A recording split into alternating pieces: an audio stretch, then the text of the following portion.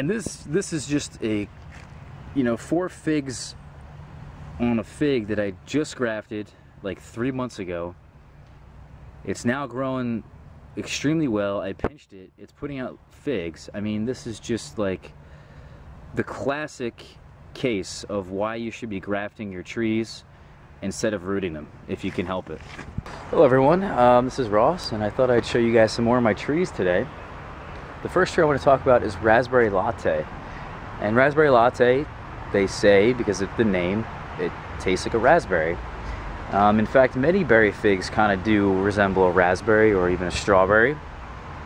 And Raspberry Latte is a pretty primo looking variety in terms of looks. I've seen pictures of it. It hasn't fruited for me yet, but I'm really excited to try it because it looks very tasty. And here's the tree right in front of me here. It's quite a large tree. I got it from KK, and KK sent me a huge plant. It was in a 1-gallon container, but he grew the plant out to a pretty massive size, and I don't think that's very difficult because it's such a fast grower. Raspberry Latte is one of the quickest, if not the quickest grower, perhaps even quicker than brown turkey. It's just a very vigorous variety, and it has mainly single spade leaves, and on occasion you'll see leaves like this, which is more like a Violet de Bordeaux or like a Petit Albique type leaf. The KK variety, or the KK version I should say, I don't know if this is true for just every source of Raspberry Latte, but it forms these mutated Dal Oso figs on them. If you don't know what a Dal Oso mutation is, it's essentially a second half of a fig attached to a fully formed fig. It's quite strange, and you kind of have 2 figs in one somewhat. Glicio was the one who first documented this mutation in a variety that he called Dal Oso. And he documented it in his book, and you can find his book online and all the illustrations of many Italian varieties. And it's really just said and pretty well accepted that the original Dal Oso in that book is now lost and gone forever. Which is why a lot of us crazy fig people have so many figs, is really just to preserve as many varieties as we can that we deem worthy. You know, each fig has a story behind it, and for whatever reason, some of us just feel attached to certain varieties, and we want to, you know, spread them around and have other people grow them. And Dal Oso, unfortunately, was one of those that is lost. So we may never recover it again, but some figs do show the mutation and even carry the name Dal Oso. Luckily, Raspberry Latte is not one of them, because there's really just a gigantic confusion between the many different Dal Osos out there.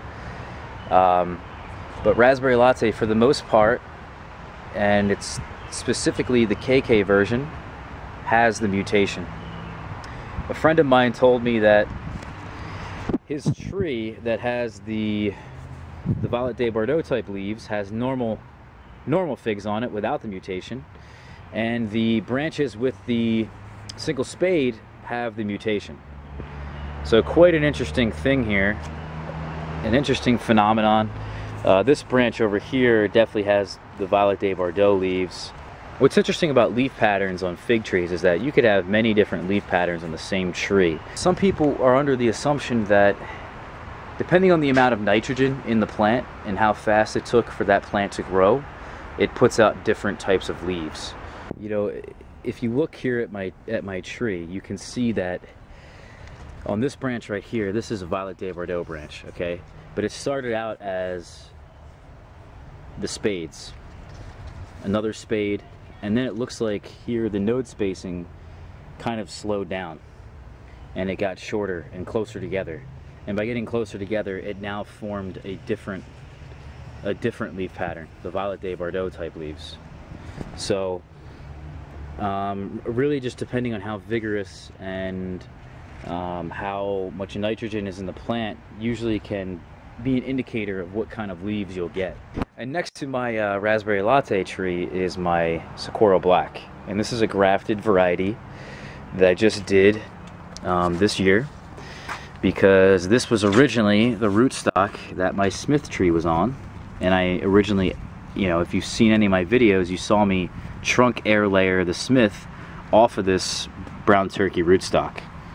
This is a very vigorous rootstock, so much so that suckers just keep coming up and I have to constantly keep pulling them out. And Sakura Black really has taken off because of this vigorous rootstock. It's put out 6 different leaves now since I grafted it. Really not that long ago the graft took. I did a video on this, really the whole Smith series, and this is the final piece of it.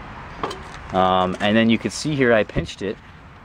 It's putting out new growth here, and then way down here there's figs forming. So I will get a chance to taste this variety. At least I'll get at least 1 fig off this tree, and I'm just excited because this is such a great variety. It's very similar to Black Madeira, and it's very similar to like a Bordeaux Gris, or maybe even a Bordeaux Negra. It just has that same shape to it. Has very similar shape to a Black Madeira. Whether or not it tastes the same, I don't know. It has a different exterior color. It's more of a lighter, more of a brownish colored exterior, but the interior is very similar.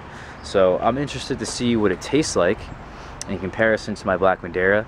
I'm interested to see how it compares in terms of productivity, whether or not it splits in my climate. This could be a real winner here. I know for sure that Bordeaux Gris is a very tasty fig. It produces bravas, and it also is just very productive here in my climate, more so than something like a Prato or a Black Madeira. Before I leave this tree, I just want to say this tree is going to be massive by the time the fall comes. Just mark my words. So you heard it here first. This over here is my Sawadee tree. See the tag and how to spell it. Sawadee is a bass variety that Bass found. I believe it's from somewhere in the Middle East here. And what I did was I grafted it onto a Cadota rootstock. And the Cadota was an air layer I took off last year. And I put it in this 5-gallon container. It's not well rooted in this 5-gallon container, but it was a pretty good rootstock. And the graft here, you can see it, very difficult to see, I imagine, but you guys can see what's going on here. And the rubber band and the grafting tape actually came off on their own yesterday. So the graft is now exposed to the elements, to the wind, and I really hope this guy doesn't break. This is the next big thing you have to worry about in terms of your grafts, is that you don't want it to break. You really want this thing to get through a whole entire season, develop a strong connection here, really increase the thickness of this trunk, increase the thickness here, and you should be good to go for next year and previous and all the following years after that. What's really nice about this variety and this graft is that it just has been very vigorous.